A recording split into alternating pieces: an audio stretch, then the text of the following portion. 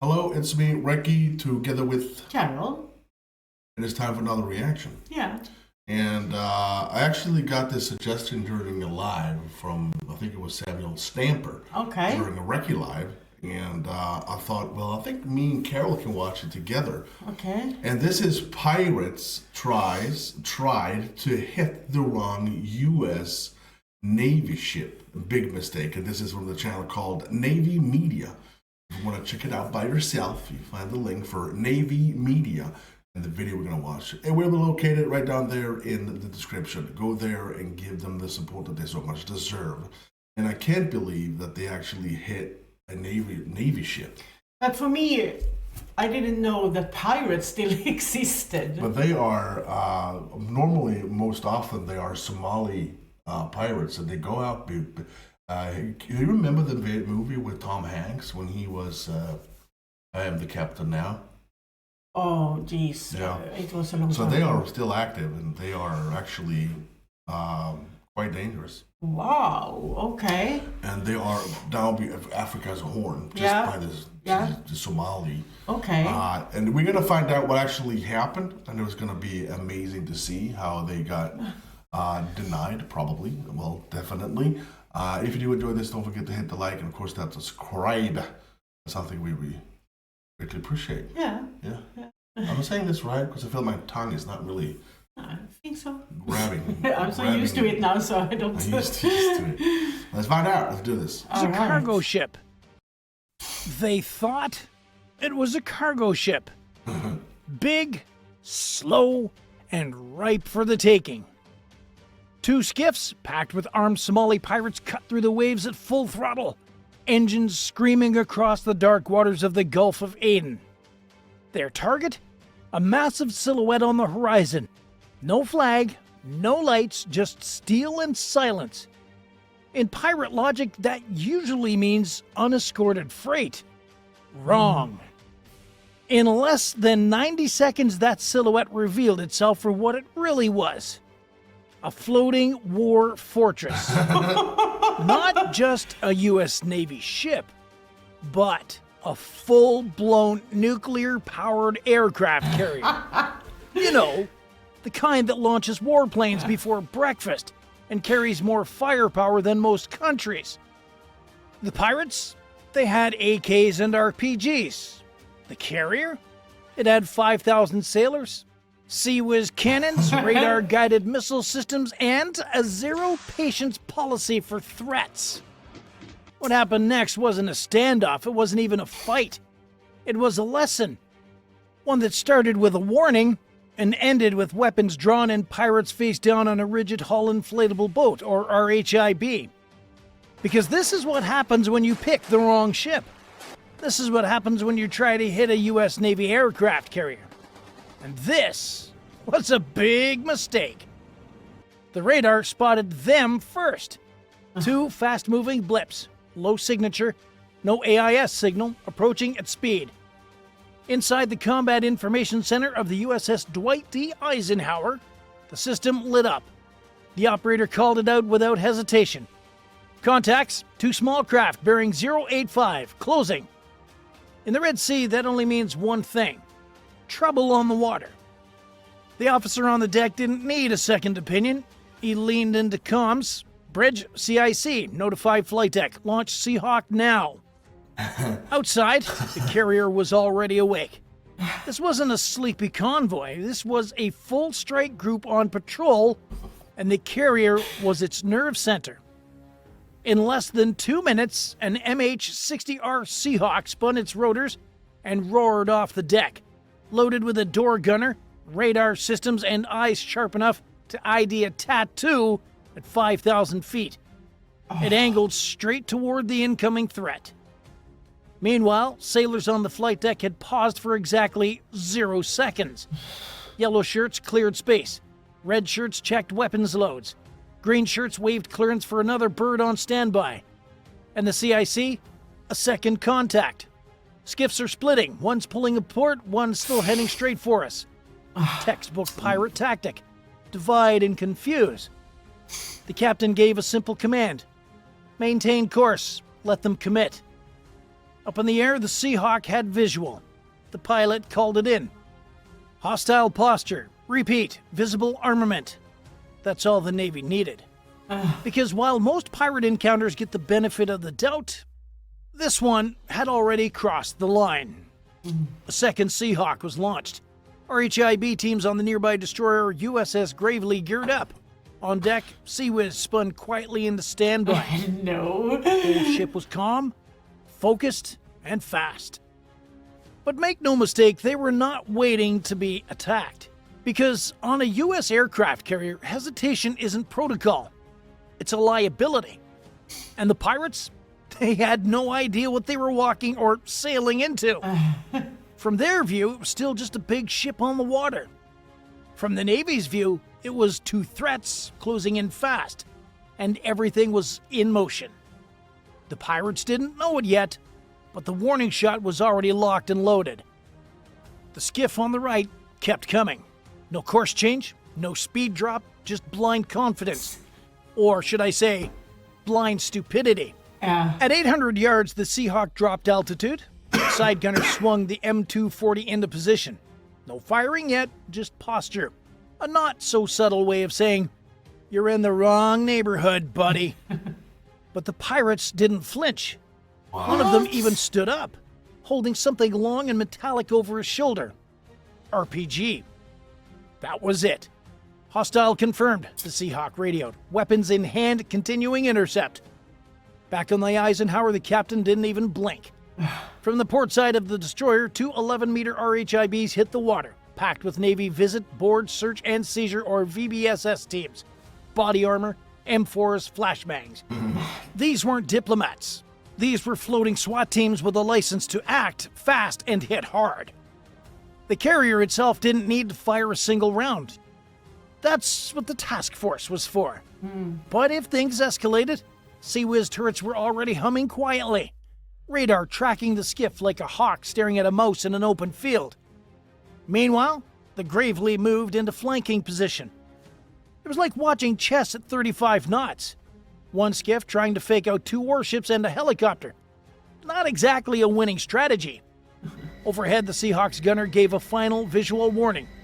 He fired a burst across the water, just in front of the skiff's bow. The message was crystal clear. Turn around or go down.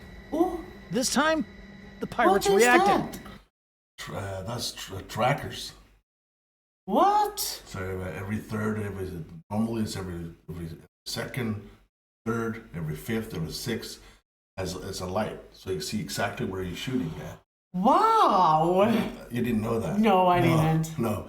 So every time they're shooting, and every now and then there's a light coming out, but you're shooting here. Wow. So you can actually guide it without you can do like this. Oh, I can see the light. That's crazy. Too late. The RHIB was already on them, engines roaring, cutting across the surf like a scalpel blade. The first VBSS team boxed in the skiff from starboard, while the second team blocked retreat from the rear. Over the loudspeaker, they yelled, "Lay down your weapons, hands up, do it now." Confusion, panic.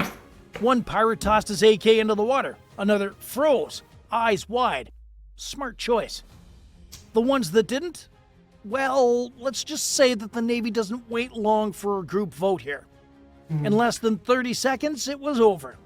Weapons confiscated, pirates zip-tied and laying on the deck of the RHIB. Skiff towed, scene secured. And the Eisenhower? Never. So do you think that's a good idea to attack that convoy in freaking small boats with AKs and RPGs? What did they think? But they didn't see that. They are high on cot. Oh, okay. There is it's like a vegetable or leaves of a particular flower that they eat. And it gives them, works like cocaine. Okay. It's called cot. Okay. Stopped moving, not even slowed down a little bit. Because aircraft carriers don't need to handle every threat themselves. They bring an entourage that bites back harder. And the pirates? Yeah, they finally realized it. They hadn't just picked the wrong ship. They picked the wrong ocean. And now it was time to explain to the pirates what they almost messed with. The pirates were zip-tied, disarmed, and staring at deck boots. But the Navy wasn't done yet. See, when you make a move on a U.S. Navy aircraft carrier, even a dumb one, they don't just neutralize you. They investigate, document, and send a message. Because tomorrow's threat might have night vision, not just knockoff AKs. So while the VBSS teams hauled the suspects aboard the Gravely, a second Seahawk flew a perimeter loop. They weren't just babysitting, they were scanning. Thermal signatures, hull markings, even checking if that skiff had tech inside. GPS, sat phones, encrypted radios. Any hint that this was more than just a bunch of amateurs. And yeah, turns out, it wasn't just some slapdash pirate crew. Back on the Eisenhower, the mood? Still business. The carrier hadn't even broken formation, hadn't missed a single sortie on its flight ops schedule.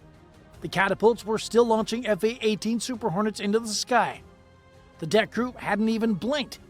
You wouldn't even know an intercept had happened unless you looked at the radar logs. That's the thing about carriers. They don't flinch. Because while pirates are out here chasing money with leaky motors and RPGs, the U.S. Navy is running 100,000-ton nuclear-powered fortresses capable of launching jets every 30 seconds and directing regional security across half the globe. You think pirates scare that? Try again. And here's the kicker. The second skiff, remember that one? The one that veered off early? That one didn't get away either. A drone picked it up about 6 nautical miles out, idling near a fishing vessel that looked a little too clean to be hauling tuna. Minutes later, that vessel was swarmed by a different RHIB team from the USS Mason, another destroyer in the strike group. Result? 2 more pirates detained, 1 laptop seized, and a whole bunch of questions that'll be answered in a classified tent somewhere in Djibouti. What started as a simple intercept had just peeled back a much bigger layer. But here's the funny part. The original pirate crew still thought that they'd attacked a cargo ship. No. Right up until a U.S. Marine leaned over and said, "You know you pulled up on an aircraft carrier, right?" Silence. Then one of them muttered something under his breath. Nobody translated it officially, but if we had to guess, probably something like, "Big mistake." Do you want to support our mission? Join the fleet. Get loyalty badges, priority replies, and help bring real stories from the sea to the surface. Go to our channel page, click join, and step aboard. Now, back to the story. So let's be clear here for anyone still wondering why a carrier is the worst target imaginable. Here's what makes it untouchable. Attacking a U.S. aircraft carrier is like bringing a butter knife to a tank fight, except the tank is floating, launching fighter jets, and has its own zip code, literally. Yeah. The pirates thought they were chasing a lonely cargo ship. What they actually found was the most heavily protected vessel on any ocean, anywhere, ever. Crazy. Let's break it down here. First off, an aircraft carrier is never alone. Never, ever.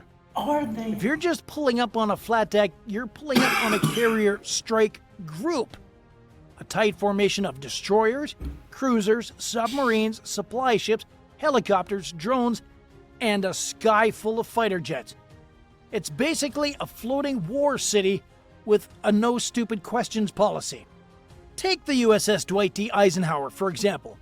Nuclear powered, over 1,000 feet long, houses nearly 5,000 personnel, capable of launching fully armed FA-18s every 25 seconds, and that's just what's on top. Yeah, this. Below deck, multiple hangar bays, maintenance shops, weapon storage, radar control rooms, intelligence centers, and oh yeah, its own internal police force. What? Every inch of the ship is watched, logged, and defended. Now let's talk about weapons. You've got CIWS, Close-In Weapon Systems, aka the Sea Whiz, which spits out 4,500 rounds per minute. Think of it as a laser-guided meat grinder that doesn't ask permission. Then there's the ESS. And I'm going to tell you something about this little bad boy right here. Oh my goodness. Did you hear what he said? Sea Whiz, which spits out 4,500 rounds per minute. 4,500. Yeah, you mean in the minute. And it's not someone who sits in it. It's automatic. It's guided by AI. It's AI. It's crazy. It's a laser, so he knows the difference between friend or foes. So What? if a ship comes by that is American, he won't shoot. But if anything else coming in close, he's gonna shoot it. You don't have to do anything. They don't have to do anything because they have sensors. Probably, I'm not gonna use the more technology. No, okay. But he knows the difference between friend and foe. That's crazy. You can see how he moves. Yeah, it's when creepy actually. AKA the Sea Whiz, which spits out 4,500 rounds per minute. Think of it as a laser-guided meat grinder that doesn't ask permission. Then there's the ESSM, Evolved Sea Sparrow Missiles. Anti-air, anti-missile, anti-you name it, fast, accurate, brutal. And that's not even counting the MH-60R Seahawk helicopters, EA-18G Growlers for jamming, or E-2D Hawkeye radar birds that can see further than most nations even can. You don't sneak up on a carrier. No. You don't surprise a carrier. You get flagged, tracked, locked, and lit up before your engines even hit full throttle. And here's the wild part. They didn't even use a tenth of what they had. The Navy could have launched drones, fired warning flares, scrambled jets, deployed Marine detachments, or, if it got bad enough, authorized lethal force within seconds. But they didn't need to, because the threat was so far beneath their response capabilities, it was almost funny. Almost. Here's a stat for perspective. A single carrier strike group can control airspace the size of Texas. That means from hundreds of miles out, they know who you are, where you're going, and what you're carrying. If they let you get close, it's because they want to see what you'll do next. And if what you do next looks even slightly hostile, game over. So yeah, trying to pirate a US carrier, that's not just reckless, that's asking to be tackled by an entire team when you're holding a Nerf gun. And the Navy wasn't done yet, because every piece of gear, every radio signal, every loose detail was now intel gold. Neutralizing the threat is only step one. Step two, exploiting every mistake the enemy made. So while the pirates were zip-tied and silently re-evaluating their life choices in a steel room below deck, the Navy's intel teams were already dissecting the entire encounter. That RPG launcher? Bagged and scanned for origin. The busted sat phone? Stripped and dumped into a secure signal analyzer. Every coordinate logged by the Seahawk sensors? Mapped and cross-referenced with smuggler routes, Iranian weapons flow, and pirate cell movement from Mogadishu to Mukalla. Because the Navy doesn't just deal with pirates, they study them. Hard. And this skiff? It was practically a floating intel brief. In the command spaces of the USS Eisenhower, analysts were combing through everything. Thermal footage, radio intercepts, power signatures, hull materials, even the damn fuel cans got sampled. One strange frequency, though, caught their attention. It matched chatter previously intercepted near an illegal arms shipment from Eritrea. Bingo! Now it wasn't just a random pirate raid. It was part of a network, which meant the follow-up wouldn't be just an after-action report. It would be a real-time targeting package. In under 12 hours, that data was already flying up the chain. CENTCOM, AFRICOM, coalition partners, intelligence fusion centers in Bahrain and Djibouti. The whole machine moved fast, because the next raid might not be with RPGs. Maybe it's drones next time, or smuggled manpads, or worse, pirates unknowingly acting as bait for a deeper hidden threat. That's the mindset. Every small contact is treated like a probe, a test, a potential distraction, or a prelude. So the Navy doesn't just swat flies. It builds a map of the entire swarm. Oh, and for those pirates, they were just the first ripple.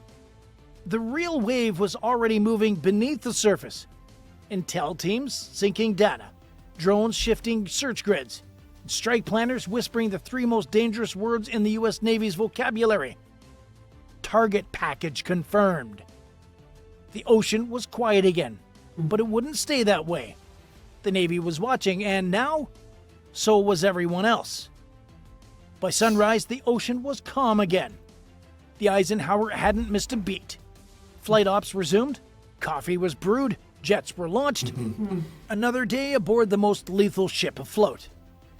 But beneath that calm surface, things had changed. What started as a sloppy ambush attempted had triggered a multi-branch intel sweep across the region. Satellites repositioned, comms traffic flagged, even Allied ships in the corridor were briefed. Because the message wasn't just for the pirates. It was for anyone watching, anyone planning, anyone foolish enough to think that a U.S. aircraft carrier is an easy target. This was a silent broadcast written in precision, speed, and overwhelming force. We saw you, we stopped you, we learned from you. And next time, you won't even get the chance. Back in the skiff's wake, the Navy's message rippled through the region. Smuggler chatter dropped. Suspicious radio bursts went dark.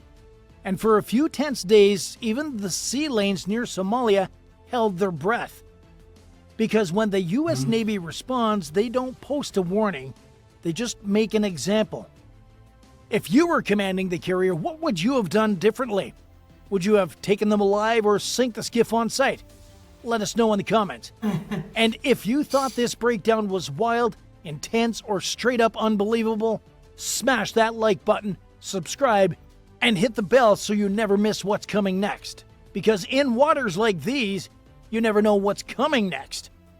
If you want to go one step further and support the channel directly, join the fleet. You'll get loyalty badges, priority replies, and help us bring more real naval stories to the surface. Click join on our channel page and step aboard. Thanks for... Okay. Wow. The video was a bit too long, but it was... I love the fact that they don't see it. They are high on cot. They have an objective, and they are going for that objective, and they don't really care about their own lives. I wonder, is this the first time this happens? Because if the pirates trying to assault a Navy vessel like that, yes, that's definitely the first time. Is definitely the problem, not the last time, because they don't really care. They don't really care. They are high on cot. yeah, I just thinking about if it's the first time, they just think about we try, let's go, we try, You can and probably that just do it, and you just need to be faster. This is their mentality. yeah, exactly. They just, have. I mean, it's hilarious to think that they actually have the chance to even get close. I mean, they were not even close until there was 2 Seahawks up. yeah. And there was 2 strike teams coming out, task force. It's crazy. They Just don't 2 wanna- minutes. Poof. And the other boat that was making a diverse and just say, oh, they stepped off, they don't want to be, which is bullshit, because they went another way. Yeah. U.S. Navy said, yeah, we can see you bastards, get over here. But I think that's really good that if it's something like this happens, they don't just stop when the threat is Well, they started. They look further and they learn. exactly, and they see so much more. And They discover. the dedication that they have. Okay, they attacked us. What do they have? Why Exactly. did they attack us? What was the goal? And that's Where why did they are come good. from? Who are their boss? What can Exactly. do next? Let's go there and check it out. Put a satellite over there. That's the guy who's in charge. Boom, Yeah. he's dead. Yeah. And, Exactly. Basically. But that's why they are good too, They're because good. they are They're really thorough. good. That's why you don't mess with them. One No. thing for sure. Exactly. This was Navy Media channel, and if you want to check it out by yourself, you find the link for the channel Navy Media, and of course for the video we just watched. It will be located right down there in the description. We suggest you go there and give them the support that they so much deserve. If you did enjoy this, don't forget to hit the like and of course that subscribe. Big thank you to everyone who supports us on Patreon and channel membership. No matter what tier, you guys are completely amazing. The same goes to the PayPalers, the GoFundMeers, the Super Thankers, the best community ever. Yeah. Our community is in the comments. Yeah. Thank you. Well, that's it. Yeah. Thank you so much for watching. I'm Recky. And I'm Carol. You Stay safe.